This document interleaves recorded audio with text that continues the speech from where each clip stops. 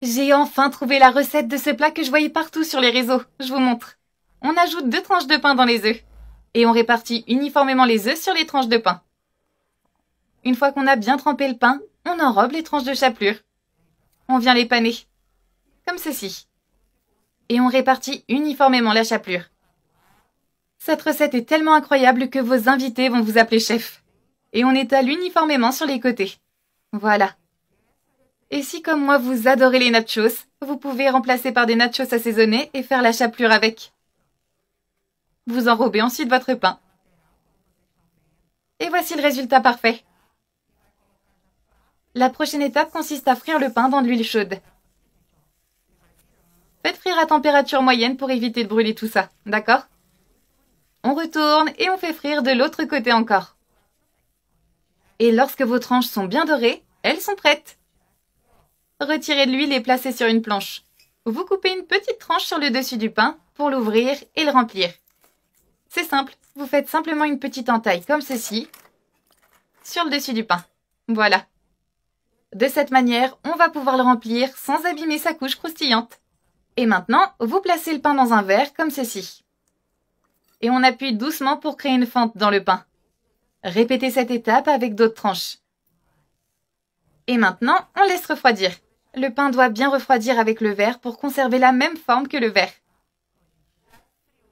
Avec le pain froid, il ressemble à ça. Vous voyez? Maintenant, il est temps de le remplir.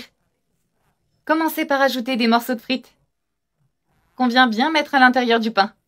Vous savez, tous ces ingrédients de burger que vous adorez. Eh bien, vous les mettez à l'intérieur. Plus il y aura d'ingrédients, plus notre pain sera délicieux. Je vais ajouter la viande par-dessus.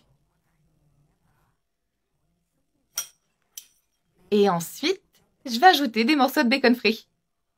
Il n'y a aucune raison pour que cette recette ne soit pas parfaite. J'ajoute également du fromage. J'ai préparé une sauce au fromage fondu qui est vraiment parfaite.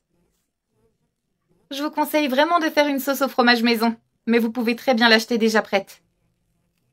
Ah, j'ai vraiment hâte d'y goûter. Faites cette recette à la maison et les gens vous paieront pour leur enseigner la recette. Bon, peut-être pas, mais ils vont l'adorer. Cette recette rassemble tous les ingrédients que j'adore. Est-ce que vous avez déjà pensé à prendre un burger pour le petit-déj? Bon, pour le petit-déj, pas très sain, je l'accorde. Mais pour un déjeuner, c'est vraiment parfait, avec un bon verre de soda à côté.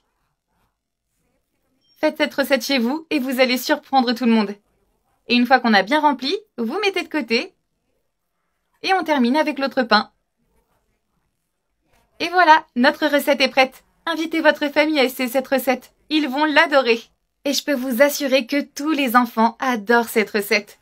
Donc n'hésitez pas à la faire pour illuminer leur journée. En tout cas, ça sent tellement bon. J'ai vraiment hâte d'y goûter. Je pense que je vais pas attendre plus longtemps pour ma part. Et je vais déguster ce repas tout de suite. Bon appétit!